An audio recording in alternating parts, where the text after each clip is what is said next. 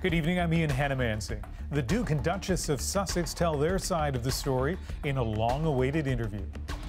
I don't know how they could expect we would still just be silent. What they had to say about the royal rift that has rattled the foundations of Buckingham Palace. More questions raised about WE charities. It appears that they're selling the same promise, the same project again and again and again. What a CBC News investigation revealed about the charity's fundraising practices.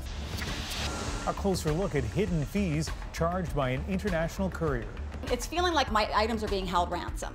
So how much of that bill is actually duty? Knew I was the greatest all along. Yeah, I feel like Shah Rukh Khan. Yeah, I feel like Shah Rukh Khan. Plus, from Regina to Mumbai, how this music producer's Bollywood remixes are capturing global attention. This is The National. Tonight, two very different generations of royals share two very different messages with the world. Just hours after the Queen's Commonwealth Address on duty, unity, and family, Prince Harry and Meghan Markle shared why they chose to distance themselves from the royal family. Briar Stewart is covering the big interview with Oprah Winfrey tonight. And Briar, Prince Harry joining his wife Meghan for the second half. What did you see? Well, Ian, Oprah, who was a guest at the couple's wedding and is a neighbor of theirs in California, got exclusive intimate access. But she began the interview by stressing that no subject was off limits and that the couple was not paid for the sit-down interview. It was billed as a tell-all from a couple now outside the confines of the British monarchy. I mean, that's the sad irony of the last 4 years, is I've advocated for so long for women to use their voice. And then I was silent. Were you silent or were you silenced? The latter. The 2-hour interview comes amid mounting friction between Buckingham Palace and the Duke and Duchess of Sussex. The couple made the decision to leave the UK and their official royal roles nearly 2 years ago. In the interview, Meghan described what life was like for her in the royal family. She said when she was pregnant, palace officials spoke to the couple about the upcoming birth of their son Archie. The conversation of he won't be given security, he's not going to be given a title, and also concerns and conversations about how dark his skin might be when he's born. She says tabloid scrutiny and life within the royal family made her miserable and lonely. She says at her lowest point, she thought about committing suicide.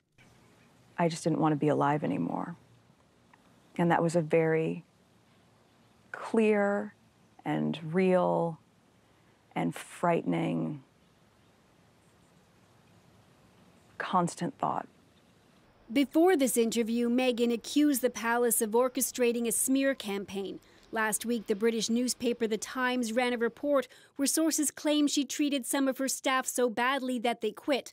The palace, which normally is silent on anything published in the papers, said it was concerned about the allegations and would investigate, which it notably did not do over Prince Andrew's sexual abuse allegations. Not only was I not being protected, but that they were willing to lie to protect other members of the family, but they weren't willing to tell the truth to protect me and my husband. CBS reportedly paid at least $7 million to air the interview, which hit primetime in North America just hours after the Queen's own message. Looking forward, relationships with others across the Commonwealth will remain important. In that broadcast, there was no hint of the rift or some of the dark revelations made in the interview. Now, Meghan admitted that she was very naive when it came to marrying into the royal family. She didn't know just what to expect, but she said initially everybody was very welcoming to her. She said that that really changed after the tour that she and Harry took to the South Pacific. After that, the couple said that they really felt trapped and felt they had no other option but to leave. Harry revealed, Ian, that last year he was basically cut off financially from the family. He talked about how disappointed he was in his father and the strained relationship there. And while most of the interview did focus on the couple's past, they did talk about the future. They're expecting their second child, and in that interview, Ian, they revealed that they're expecting a baby girl. All right, Briar, thanks for this. Welcome. So royal watchers such as Sarika Bose are keeping a close eye on the interview tonight. She's a lecturer at UBC and joins us from here in Vancouver. So lots of details in there. Sarika, what are your thoughts about what you've just watched? Well, I think the first thing that really I noticed was that I was hearing a narrative of overcoming injustice. And so I saw a lot of words and a lot of concepts underlying the interview, words like entrapment, marginalization, racism, financial insecurity, protection. All of these kinds of ideas ran through the entire interview. And two of the most important points that were mentioned many times were mental health and self-harm, as well as racism. And the idea was that there was a great deal of racist behavior once two things happened. One was the Australian tour, and one was the announcement of the new baby. And there was discussion about not giving the baby a title, discussion about the color of the baby's skin, and discussion really about racist attitudes in the royal family. And I think that particular discussion is probably the most damaging to the royal family. And there's going to be a lot of discussion to come. We literally have 15 seconds, but let me just ask you, are you surprised at the level of candor in that interview? I'm not very surprised, no. All right. Sarika, thanks for joining us. Okay. Thank you. Well, on to other news now. The co-founders of the We charity, Mark and Craig Kielburger, say they won't appear before Parliament's Ethics Committee tomorrow, calling it partisan. But questions continue to swirl around the charity's relationship with the Trudeau government. And what Mark Kelly of the Fifth Estate has uncovered raises questions about the charity's relationship to its donors. Mount Forest is the kind of place that wears its heart on its sleeve on every road into town. A Free the Children community, special friends to Asenatoi, Kenya. That's thanks to Donna McFarlane. She's devoted her retirement to fundraising for Free the Children, now called We Charity. Initially, we raised just over $10,000, but then it just kind of snowballed after that. I'm certain we raised over $100,000. I'm certain. $58,000 went to a clean water system and a classroom in Asenatoi, according to this news article back in 2014.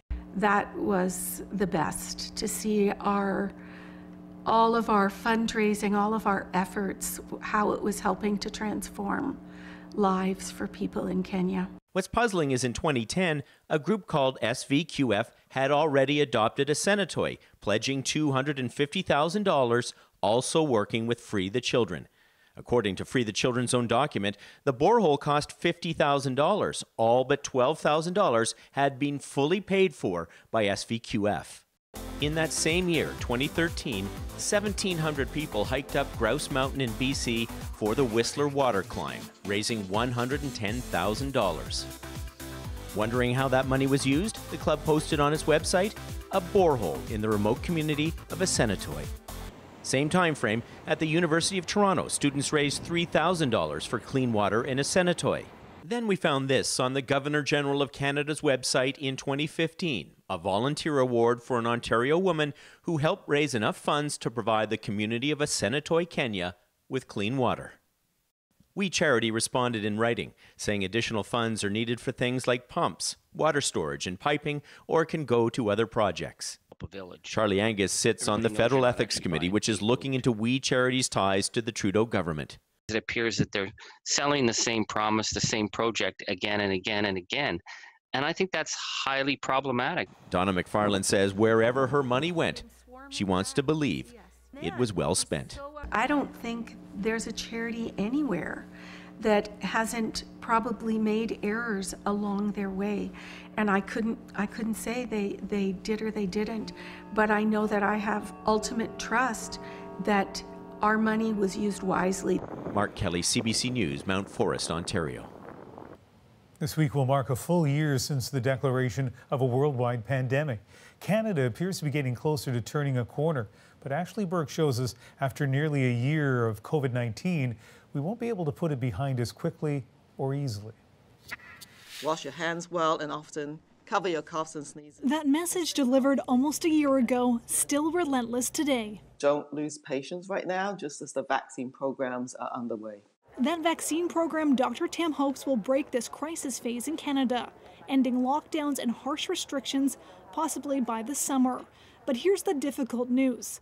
Masks, physical distancing, all those personal measures Canadians have been following, Tam says are here to stay for many months to come, even after the bulk of the population is vaccinated. For many reasons, because some of the uncertainties that we said about the variants, but other countries also don't have the vaccine as fast as we do. So these viruses, can come in invisible ways.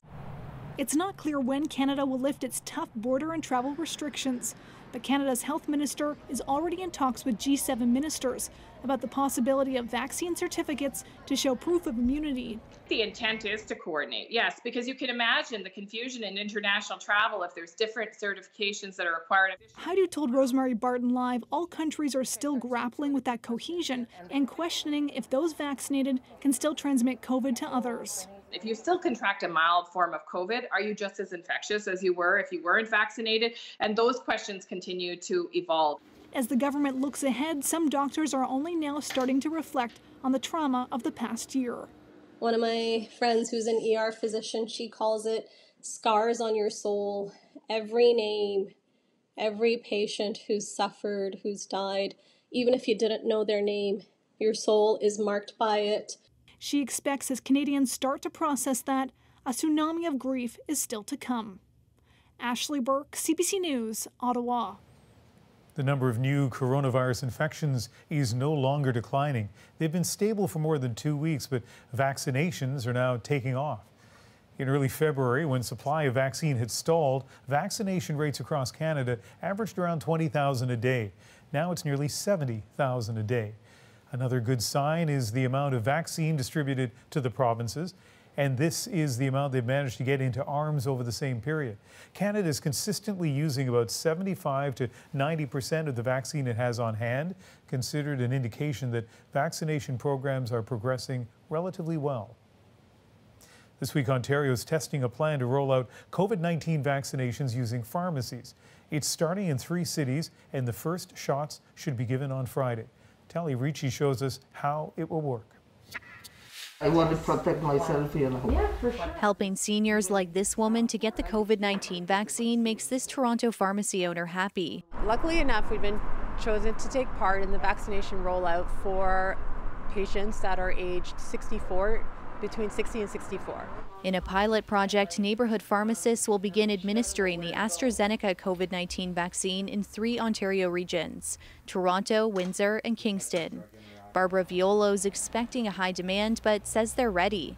Patients, they feel really comfortable coming to their community pharmacy, and we are trained to do this, so it's actually a perfect scenario. The Ontario Pharmacists Association says the vaccination pilot will begin with 330 pharmacies, but will eventually scale up as supply increases. Their CEO says both time and supply are limited. We've got roughly a 2.5-week period to ensure that we get all of the initial shipment of the AstraZeneca vaccine into arms because it expires on April 2nd. So we've gone through a robust approach to selecting the pharmacies based on their ability to generate at least 40 vaccinations per day. After months of stay-at-home orders, Toronto and Peel region will ease some restrictions on Monday, but risks remain. We've got the cases going down or stabilizing and the variants are going up, and all of the modeling shows that we're in for a third wave. However, what that third wave looks like depends on 2 things: how many people we get vaccinated and how much people still adhere to those public health measures. Ontario says it will launch an online system on March 15th to book appointments at mass vaccination sites like this one. Pharmacies will book their own. And we'll set up an appointment for you, okay? Relief for some, as many more wait. Talia Ricci, CBC News, Toronto. As Talia mentioned, restrictions are being eased tomorrow in 2 of Ontario's COVID hotspots, Toronto and neighbouring Peel region, meaning non-essential stores and shopping malls can open. This comes as the number of new cases hit almost 1,300, 300 more than Saturday. By comparison, Quebec, with about 60% of the population, recorded just over 700 new cases. Also in Quebec, school sports will return a week from tomorrow. But many parents of kids in leagues want those back as well. Matt Demore tells us about a team effort to deliver that message to the province. 7-year-old Cameron Connery loves hockey, but with no team to play for this winter, all his on-ice action happens in the backyard. So hockey was a really, really big part of our family's life, our weekend life, all of that. It was a great form of exercise, obviously, so we had to find creative ways to make sure that he was still out there moving around, and yeah, it's been challenging for sure. While Cameron can get his sports fix by taking a few steps outdoors, it isn't that easy for everyone in Quebec. Thousands gathered at the province's National Assembly this afternoon, calling for organized sports to resume. The leader of the Parti Québécois came down to lend his support. There are many sports that could be authorized as of today without taking any risk. I think it's an important issue of mental health, physical health. This past week, Quebec announced that sports will start up again in schools, even in the province's red zones. Premier François Legault says a wider plan to open up sports activities is coming, and the group representing sports federations says it's ready. We know that competition will be very tough to reopening right now, but if we can start by practice or by inside activities, that will be great. Cox will be watching the province's plan for the next phase of the pandemic closely. While she'd consider the idea of restarting practice, normal games are another matter. I don't feel like we're there yet with the numbers to feel 100% comfortable about going back to our organized sports. I don't really see games being a possibility just yet, but I don't want him to lose his hockey skills. I want him to keep up on his practices as well. Worries about COVID-19 variants are still swirling in Quebec. Premier Legault says some sports can't be allowed given the risk of transmission. More details on the province's game plan for sports are expected this week. Matt Damour, CBC News, Montreal. Some fans like to sport their team's gear, but it cost a Calgary mom more than she expected. And now she's accusing a courier of cashing in on hidden fees. And as Erica Johnson tells us, she's not alone.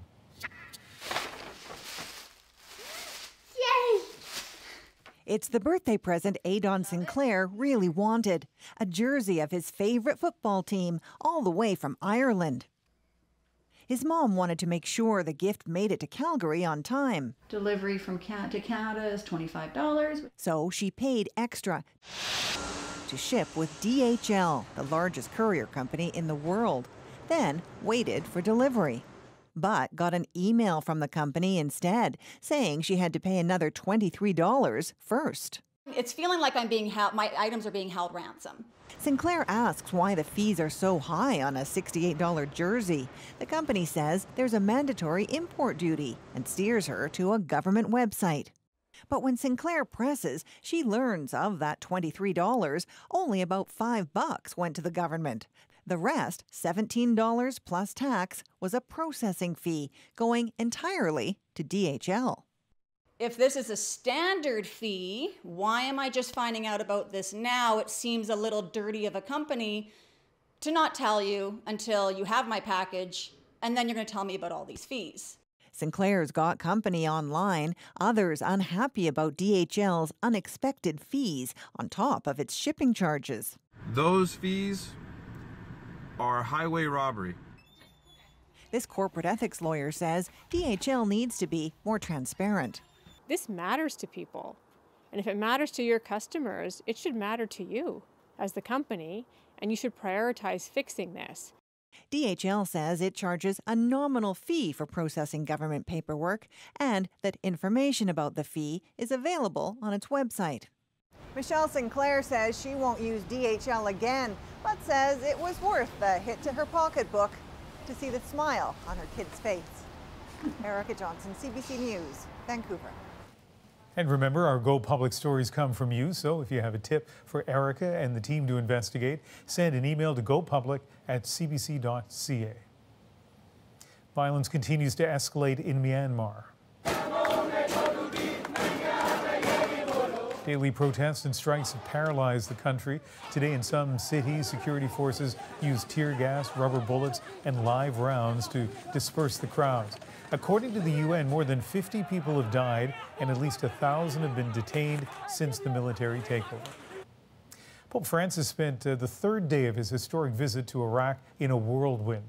There were several stops, all aimed at boosting the morale of the country's small Christian community and promoting the peaceful coexistence of religions. Marina von Stackelberg has the story. In the Iraqi city of Mosul, Pope Francis prays in silence in what is left of a bombed-out church. Just a few years ago, Mosul was the site of brutal violence under ISIS rule. The Sunni militant group used these churches for everything from a courthouse to a jail. Today, the Pope's message: it is wrong to hate, kill, or wage war in the name of God. Diciamo no al terrorismo. ISIS dominated and devastated northern Iraq starting in 2014. They killed Christians, Yazidis, and Muslims who opposed them. Others fled. Here in Mosul, the Christian population has shrunk from 50,000 people to just a few dozen families. It's going to the heart of the woundedness of Iraq. The Archbishop of Winnipeg says there's no better place for the Pope to bring his message. I mean, he offered prayers for the victims, for the families, and also for the perpetrators too. Don't forget that. He, offered prayers for them to have a change of heart, and also a sign of hope that Christians remain there in spite of what has happened. In Erbil, the Pope met the father of 3-year-old Alan Kurdi. The little boy's body was photographed 6 years ago, washed up on a Turkish beach. The shocking image became a symbol of millions of Syrian refugees as they desperately fled civil war. In the Christian enclave of Kirikosh, thousands lined the street to catch a glimpse of Francis. Most did not wear masks. There are concerns the Pope's visit could lead to a COVID-19 outbreak. Iraq only received its first shipment of vaccines last week. Inside a church, others shook and kissed the hands of the Pope, who has been vaccinated. His last big event in Iraq was a mass in Erbil. At a third of its capacity, 10,000 people filled a stadium, the Pope closing with the word in Arabic for peace. Salam, salam, salam. Marina von Stackelberg, CBC News, Winnipeg. The death of George Floyd sparked another reckoning on race and policing. Now the first trial is set to begin. My brother said, I can't breathe, multiple times. Coming up, we examine what's changed since Floyd's death and the mass protests calling for police reform ahead of Derek Chauvin's murder trial. And marking a difficult year. COVID-19 can be characterized as a pandemic. 1 year on, our doctor reflects on the fight behind us and the one still ahead. Plus, I was the greatest all along. Yeah, I feel like Shah Rukh Khan. Yeah, I feel like Shah Rukh Khan. A bit of Bollywood mixed with hip-hop. A Regina artist finds the ingredients for viral success. You over a fan of a feel in my spirit. You want to be near it.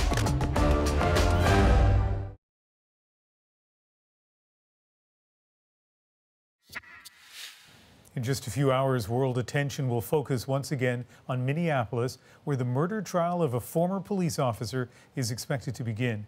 He's charged in the death of George Floyd, killed last May when the officer pressed his knee on Floyd's neck as Floyd pleaded again and again that he couldn't breathe. Video of that scene sparking widespread protests across the United States and beyond. Senior correspondent Susan Ormiston checked the mood in Minneapolis on the eve of this next tumultuous chapter in George Floyd's tragic story. Power to the people, baby, power to the people. On the streets, at George Floyd Square where he was killed, part shrine, part sanctuary, this trial is stirring up high emotion. Even in church. This officer coldly refused to respond to this plea and kept his knee on Mr. Floyd's neck, snuffing the very life out of him. Bishop Richard Howell, preaching this morning, knows Floyd's case will reopen old wounds. Anxious, highly anxious. Every time we see a brutality incident such as George Floyd, it takes us back to those days and reminds us just how nasty racism is in our country. The story of his brutal death has ricocheted around the country and the world, an unforgiving reminder of racial injustice still. No justice! No peace! Protesters in front of the Minnesota governor's home this weekend demanded police be held accountable for wrongful deaths. Across the street, Dr. Mike Shreve and his wife worry about what the trial may provoke. My biggest fear is just the violence in the streets. Obviously want justice and want the right thing to be done. We just are worried about the violence in the streets. The Minneapolis courthouse is now barricaded. Rings of security. Minnesota's National Guard has been called up. Fired, police officer Derek Chauvin is charged with second-degree murder and manslaughter. Come on. Attorney Ben Crump represents the Floyd's family ever since the killing last summer. This case is probably one of the most important civil rights cases in the last 100 years. The George Floyd case will be a referendum on how far America has come in this quest for equal justice under the law. And we're praying for you. And the murder trial has reignited anger and frustration, with families whose sons and daughters have been shot or killed by police, like Valerie Castile. Son Philando was killed by police 5 years ago at a traffic light.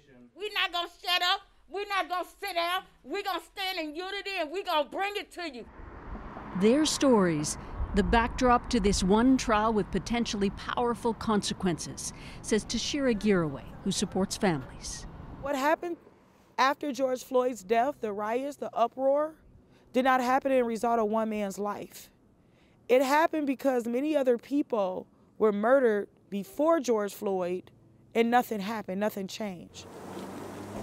Expectations this time are high. Susan, you've seen and are conveying the anger this case can generate. What are people in Minneapolis anticipating? Well, with this trial live stream, concerns that bits of evidence, will come out and set off strong emotions, and also, Ian, that misinformation could spread widely. And we're expecting a long trial. Take us through the timeline. Yeah, jury allocation maybe 3 weeks, but we could see a verdict maybe mid-April or end of April. But as this is a trial, you know well, that's just a projected timeline, Ian. Looking forward to your reporting. Thanks, Susan. All right. Coming up, a police misconduct investigation is underway because of how the police treated an Alberta politician. The only person that could have taken that was an officer in uniform. Followed and surveilled, Shannon Phillips and her staff speak up. But first, marking a difficult year. What can we expect as we head into year 2 of this pandemic? Our doctor is here to give us a dose of reality and a dash of hope. That's next.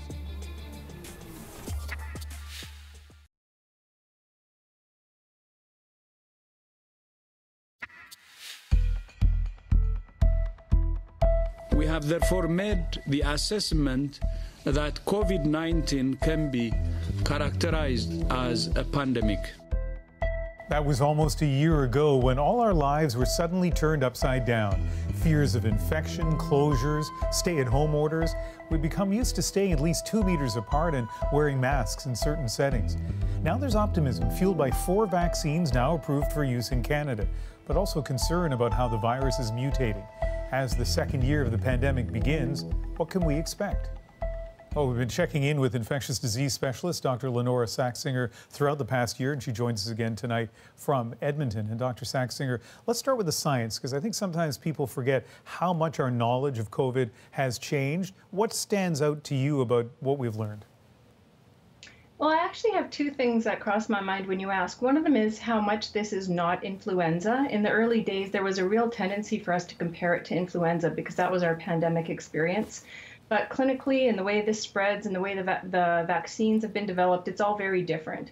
And then the second thing is that I've never could have imagined we'd have so many good vaccines already tested and already, being in use and more in the pipeline for a novel pathogen, a new virus, within a year of it starting to travel the globe. And I think that's just fantastic, honestly. You've seen the graph of case numbers up and down, up again, the 4 vaccines approved now. What are you expecting as we begin year 2 of this pandemic? Well, I think this next phase is going to be a little bit of a nail biter because it's going to be vaccines versus variants. And can we contain transmission while we're rolling out vaccines so that we can actually basically try to contain damage across the whole of society, essentially. And I mean that globally. So the story that we're going to see here is a race to get vaccine out and track the variants very closely. And now we're in the midst of this huge logistical rollout, the provinces and territories getting vaccines to people as quickly as possible. From your perspective, what are you watching for? Well, you know, this is an immensely complex task for public health, and I think it's going to be done differently in different places, and that's fine.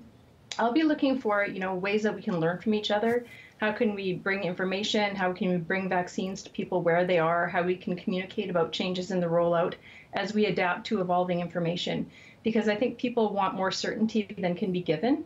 But, you know, if we get that process right and learn from each other, I think it'll really improve things. I keep thinking about the moment the pandemic ends and all the things that I want to do that I haven't been able to do for months and months and months. Do you think there's some things that will never be the same again as a result of this pandemic? Yeah, I wonder if there will be a moment or if it'll be a gradient. And at the end of the gradient, I think we will have actually learned a lot about our assumptions around health and our assumptions around risk. And that this has proven that actually the things we do immensely impact our risk of infections in general. And so some of those protective behaviors likely will stay as second nature things to do. And that's actually possibly a good thing. And, you know, it's going to let us know a lot more as we start to emerge from our current practices, what's okay and what's not okay. And so it's going to be a very interesting time. Dr. Saxinger, always great having you on the program. Thank you. My pleasure. BC is moving to phase 2 of its vaccination plan. Starting tomorrow, seniors 90 and older can register for their shots.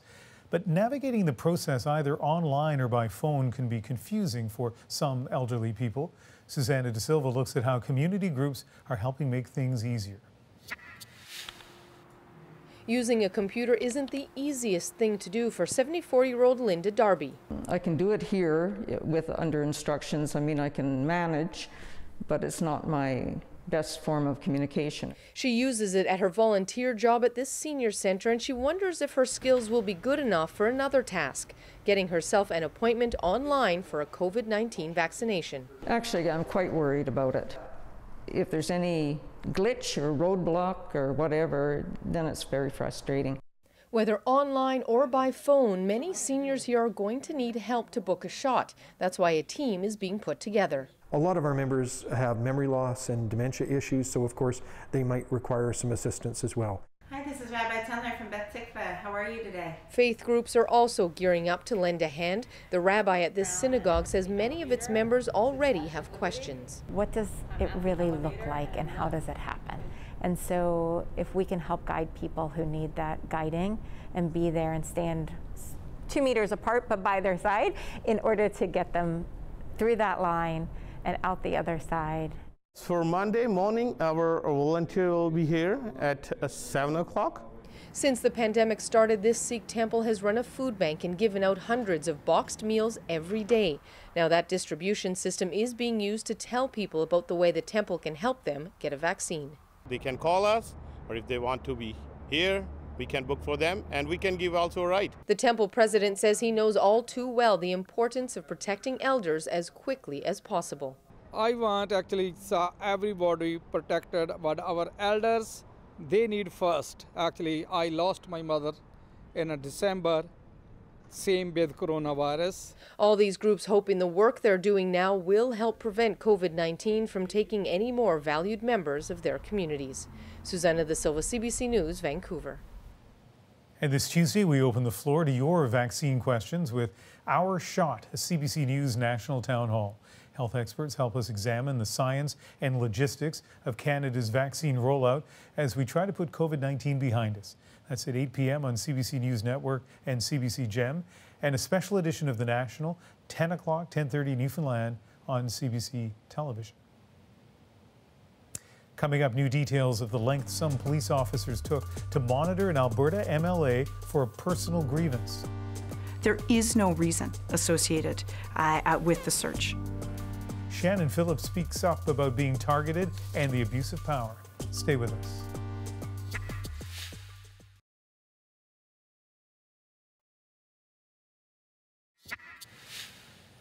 Political life often comes with a personal cost, but the one paid by Alberta MLA Shannon Phillips is unusual and perhaps even criminal.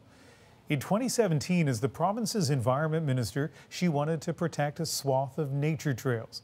And as Carolyn Dunn tells us, she says she was targeted and followed by her local police force. I deserve to feel safe in my community. For nearly 4 years, Shannon Phillips has been wondering who is watching her. It was scary. It's scary to have yourself surreptitiously photographed. A member of the Alberta Legislature, Minister of the Environment in Alberta's former NDP government, targeted by some of the very people sworn to protect her, members of the Lethbridge Police Service. These guys still don't understand that there's a line between your personal feelings and how you do your job as a law enforcement official. Phillips' story goes back to 2017 when the tranquility of the Castle region was shattered by a turbulent local disagreement. At issue, 1,000 square kilometers of mountains and foothills in the Castle Provincial Park. Phillips was working on plans to phase out the use of off-highway motorized vehicles on more than 100 kilometers of trails. Many off-roaders didn't like it, and they weren't shy about letting her know. People, would call her or cow or, cow or cow. Lisa Lambert, Phillips' constituency assistant, was on the front lines of the insults aimed at her boss. A daily email, phone call, visitors, social media, just a pretty daily dose of name calling and just kind of generalized yelly hate. The vile, often misogynistic rhetoric turned threatening enough. Phillips needed close protection services from the province at one point, but there were even more unsettling incidents to come. Stella's Diner is known for its home-cooked breakfast, a perfect place for Shannon Phillips to meet with friends, including environmentalists Harvey Locke and his wife, Marie-Flore Marchand. I sit down, and right behind me was a booth. And at the time, I believe there were 2 uniformed officers, and I smile at them, I sit down, I acknowledge their presence, they acknowledge mine. Little did Phillips know a Lethbridge police sergeant was snapping photos of the group. Soon, an on-duty constable arrived and took more pictures. It was Lisa Lambert who first saw those photos later that day in an anonymous social media post. When I contacted her to let her know about it, she said, well, the only person that could have taken that was an officer in uniform. And when we realized that it was a uniformed officer who had taken this and then would have had to share it, they were behind this? That just was just unbelievable. Lambert easily traced the anonymous post to one of the police officers. I was just so sickened by a thought that someone was out there taking photographs of her, using the power of the state against a minister of the crown. But a disciplinary investigation that Phillips was not even made aware of revealed police went even further. The constable followed Locke and Marchand in his police cruiser for 5 blocks, running a police check on their license plate before losing their car at a red light. Both officers were demoted, their misconduct found to be rooted in personal and political feelings against Phillips. Having been cut out of that investigation left Phillips wondering if there could be more. Then she started hearing the whispers. So in August, Phillips filed a Freedom of Information request on herself and the Lethbridge Police Service. The answer would come back in 9,308 pages. Curiously, almost all of them were redacted, most completely blank, even though they pertain to Phillips' own files. But there are startling new revelations in what little was released. In 2018, months after the photo incident in the diner, Shannon Phillips was still very much on the mind of some people in the Lethbridge Police Service. Phillips' name was often searched on the police database. Some of the searches were legitimate, and they said so, like that time her car was stolen. But over the course of 2018, Phillips' name was searched 8 times by 5 police officers, one now retired, as well as 1 civilian employee. And though files with highly personal information were accessed, there was no investigative purpose recorded for any of the searches. All of that is there. But if it was a fishing expedition for reasons of snooping or wanting to engage in gossip, there is no reason associated with the search in those records. Emily Laidlaw is a cybersecurity legal expert and associate professor at the University of Calgary. She says if the searches are unauthorized, that could violate both privacy legislation and possibly the criminal code. So this is no different really than hacking. It's just that they don't need to break into a system to gain access to the data. They actually have it available to them, and they're supposed to exercise, self-restraint. Had Phillips not requested her own records, the matter may well have stayed hidden forever. But now Alberta's Serious Incident Response Team is investigating all the searches. Part of it, I think, is... Phillips' lawyer, Michael Bates, is counting on ACER to dig deep. If they were for a personal reason, a non-law enforcement reason, what happened with the information? Where was it spread? How did it get used? Those are really key important pieces to try and get to the bottom of.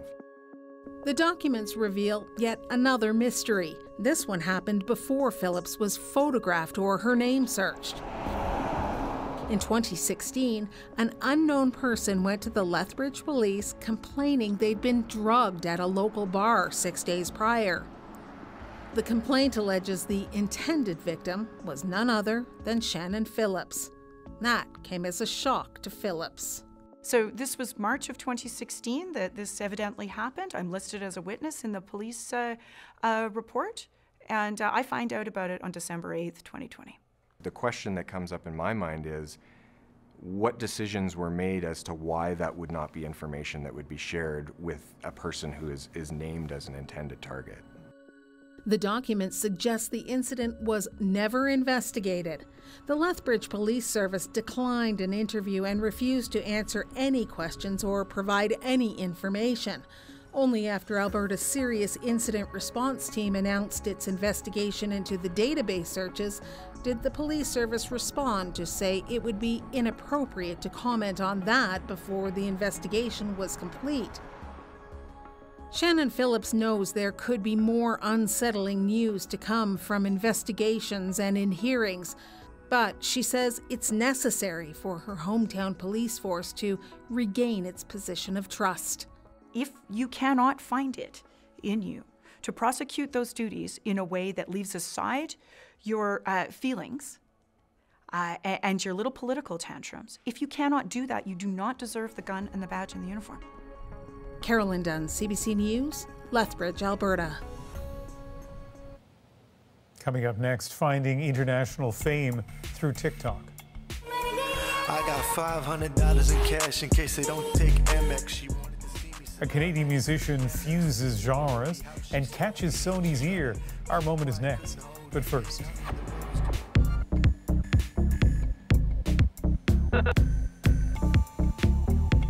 Get it right? This is Spot, not just a dance partner, but a new generation of robotic dog. An Alberta refinery has just bought 2 of them at $100,000 each. They'll begin with inspection and imaging tasks, but eventually help with security and safety. Good robot. Now stay.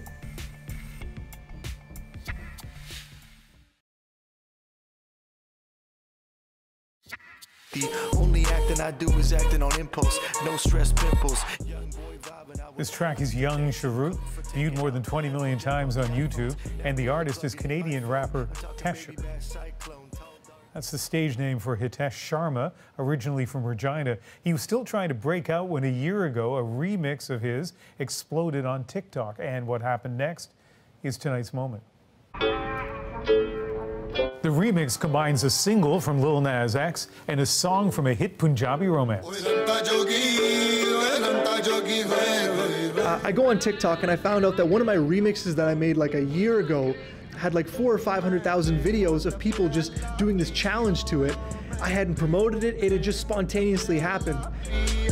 And suddenly, young Shah Rukh started to blow up on TikTok.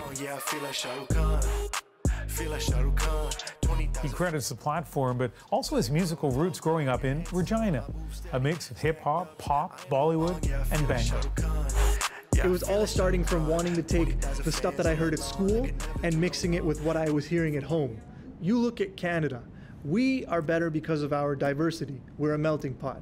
And the same way, music is better because it is a melting pot, because there's diversity. There's a whole bunch of different flavors to choose from. It just makes the end product better and stronger, and more people can enjoy it. Remember the old days when you had to go to maybe like a club and get discovered? Now you can do a TikTok remix from home, and all of a sudden you have a record deal with Sony. That is The National for March 7th. Good night.